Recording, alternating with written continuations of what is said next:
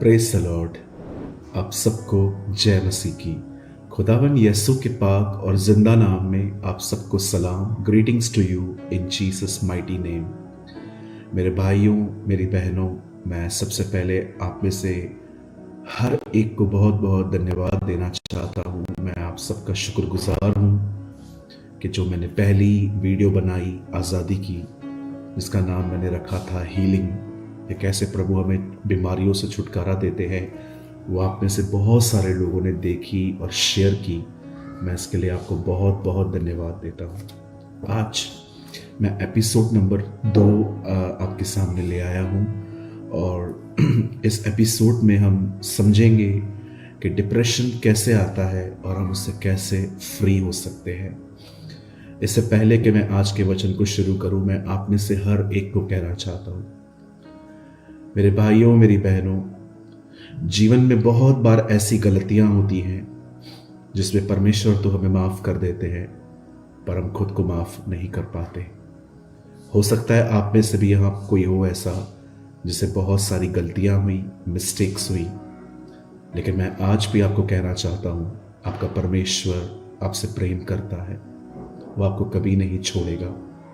और बाइबल कहती है हमारी गलतियों में वो मात्र एक ही चीज हमसे अपेक्षा करता है कि हम माफी मांगें और लौट आएं, इससे अधिक और कुछ भी नहीं। इवन परमेश्वर आपसे ये भी उम्मीद नहीं करता कि आप उसे छोड़कर आओ, क्योंकि प्रभु जानता है उसकी मदद के बगैर ये नहीं होगा। इसलिए बाइबल में लिखा है अपने अपने पापों को मान लो, और हमें मानने चाहिए।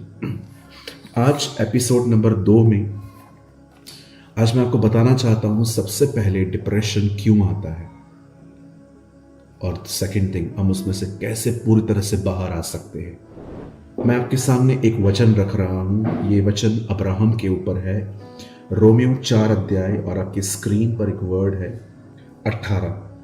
उसने निराशा में भी आशा रखकर विश्वास किया। Very powerful line. और उसके बाद लिखा है इसलिए कि उस वचन के अनुसार कि तेरा वंश ऐसा होगा, वो बहुत सी जातियों का पिता हो। यहां पर बाइबल अब्राहम के लिए बात करती है।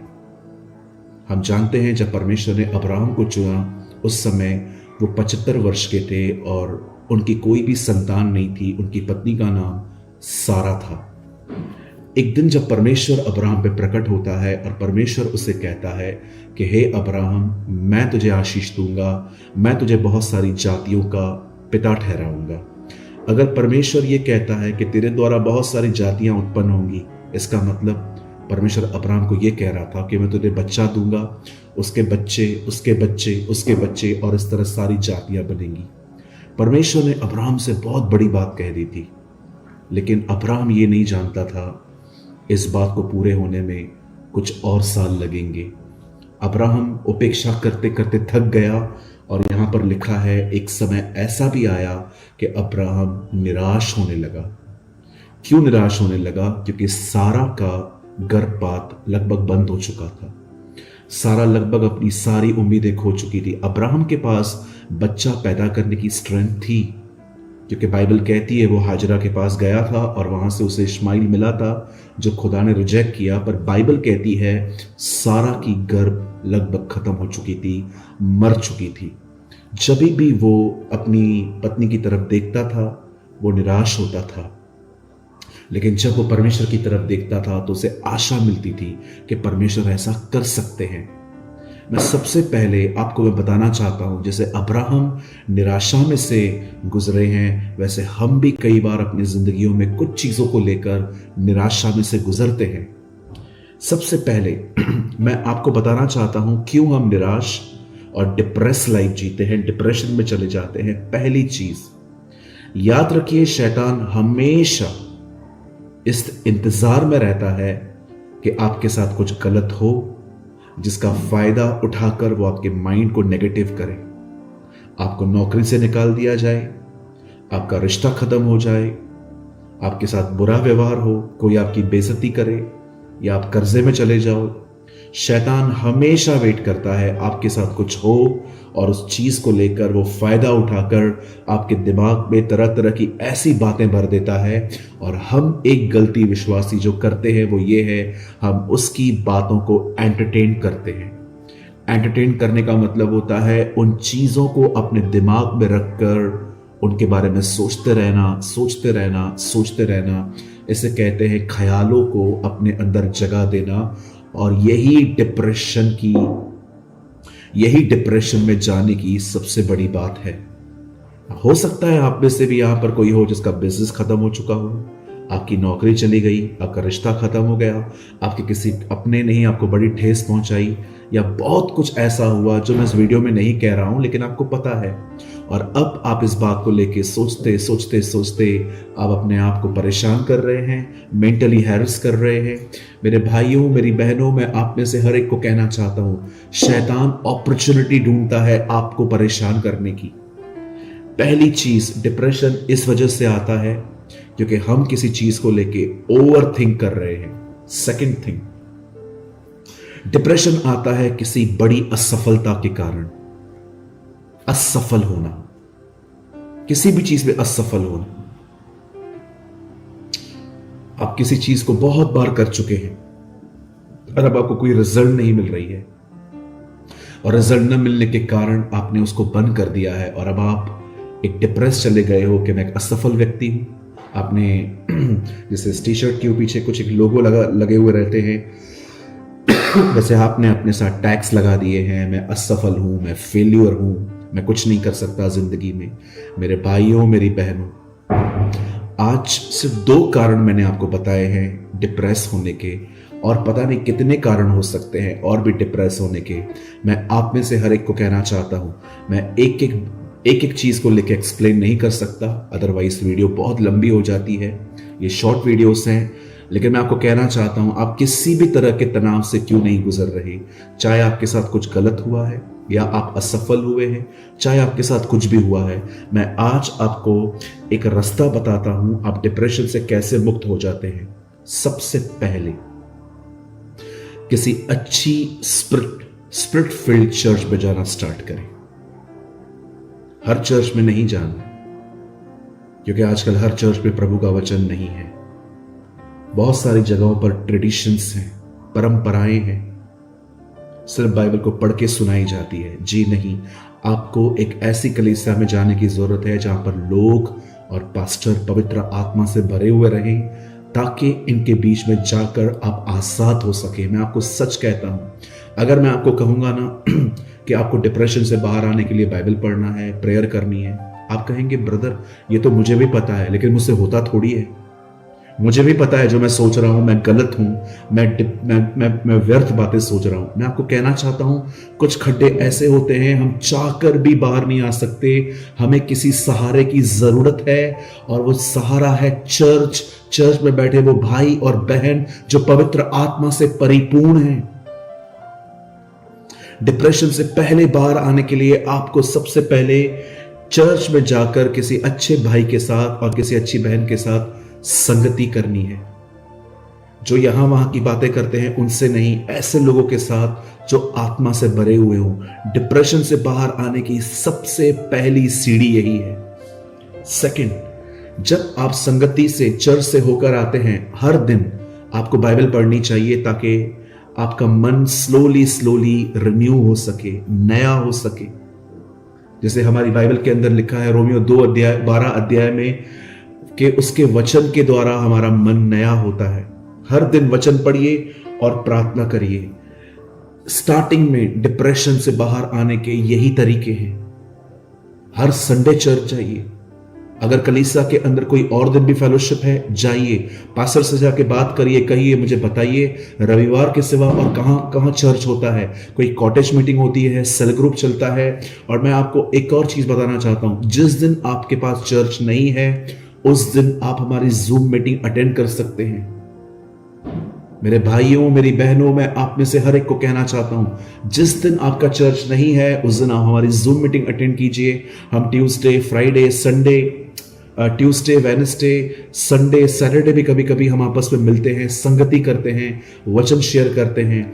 और मैं आपको कहना चाहता हूं, बहुत इजीली आप अपने डिप्रेशन से, अपनी निराशा से बाहर आ सकते हैं। सिर्फ 2 काम करिए। एक, चर्च जाइए, वहां पर लोगों के साथ प्रभु का वचन सुनिए और अच्छे भाई बहनों के साथ संगति करिए। और दूसरा, घर आके वचन पढ़िए, प्रार्थना करिए। और अगर आप चाहें तो आप हमारी जूम मीटिंग्स भी अटेंड कर सकते हैं, वहां पर भी आप आजाद हो जाएंगे। हमेशा याद रखिए, आपका परमेश्वर आशा का दाता है। Your God is a God of hope. जब शाऊल ने गोलियत को देखा, उससे सोचा मैं छोटा हूं, ये बहुत बड़ा है, मैं इससे नहीं लड़ सकता। लेकिन जब दाऊद ने देखा तो दाऊद ने भी यही सोचा, मैं छोटा हूं। लेकिन उसके बाद दाऊद ने सोचा, मेरा परमेश्वर इससे बहुत बड़ा है। My God is bigger than him.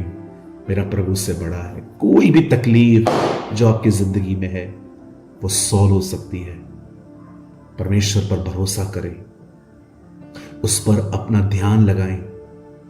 मेरी बाइबल कहती है, जिन्होंने उसकी ओर दृष्टि की उनके मुंह कभी काले नहीं पड़े। मेरे भाइयों, मेरी बहनों, डिप्रेशन से फ्री होने की ये 2 चाबियां हैं। Go to church, find a good fellowship, read Bible and pray. आप ये स्टार्ट करके देखिए, आप आजाद होना शुरू हो जाएंगे। आपके ऊपर प्रभुता टूटना शुरू हो जाएगी। आंखें बंद करिए। इस समय मैं आपके लिए प्रार्थना करने जा रहा हूं। मैं विश्वास करता हूं इस समय प्रभु का महान अभिषेक आपके ऊपर आएगा और आपके सारे बंधनों को तोड़ेगा, सारी बद्रुओं को आपके जीवन से दूर करेगा। स्वर्गीय पिता परमेश्वर, मैं यीशु के नाम में आपके पास आता हूं। पिता, मैं धन्यवाद करता हूं उन अधिकारों के लिए जो आपने हमें दिए हैं। जाओ, मेरे नाम से दुष्ट आत्माओं को निकालो, बीमारों को चंगा करो, नई नई भाषाएं बोलो। यदि तुम सांपों को उठा लोगे, तुम सांपों और बिच्छुओं को रौंदोगे। यदि तुम्हें कोई जहर भी पिला दे तो तुम्हारी कोई हानि नहीं होगी। स्वर्गीय पिता, मैं इन वचनों के आधार पर अधिकार लेता हूं और यीशु के नाम से इस समय जितने भी लोग फील कर रहे हैं कि वो डिप्रेशन में हैं, अपने सर पे अपना दाहिना हाथ रखिए। पिता, यीशु के नाम से मैं अधिकार लेता हूं, सारी बद्रुएं जिन्होंने मेरे भाइयों और बहनों को अंधकार में रखा है, डिप्रेशन में रखा है, तुम्हारे प्रभाव को यीशु के नाम से मैं इनके जिंदगियों पे तोड़ देता हूं। शैतान, अपना गंदा हाथ मेरे भाई बहनों के जीवन से उठा। ये खुदा के लोग हैं, तेरा कोई हक नहीं है इन्हें मेंटली टॉर्चर करने का। मैं यीशु के नाम से सारे डिप्रेशन के बंधनों को यीशु के नाम में तोड़ देता हूं। सारी गंदी बद्रुएं इसी समय खुदा के लोगों में से बाहर चले जाएं। शैतान, तेरे सारे निराशा के बंधन को, मन को जकड़ने वाली आत्मा यीशु के नाम से परमेश्वर के लोगों में से बाहर आ जाए।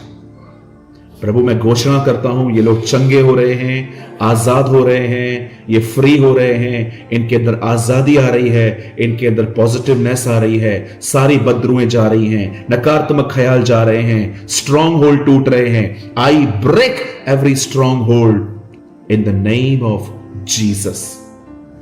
Set them free Lord. अपने लोगों को आजाद कर प्रभु, मैं तुझसे ये मांगता हूं। धन्यवाद हमारी दुआओं को सुनने के लिए।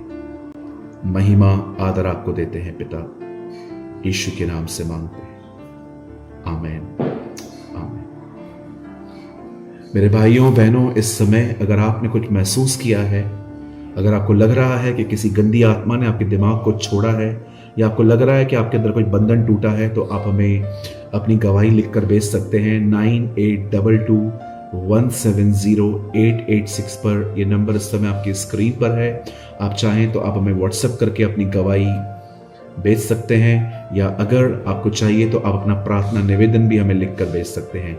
मैं विश्वास करता हूं प्रभु ने आपको आजाद करना शुरू किया है और वो हर दिन आपको आजाद करता जाएगा। मेरे भाइयों, मेरी बहनों, अगर हो सके तो आप हमें कमेंट करके ज़रूर बताएं कि क्या आप चाहते हैं कि हम ऐसे वीडियोस भविष्य में और भी पब्लिश करें। खुदा आप सबके साथ है। आप सबको जय मसीह की।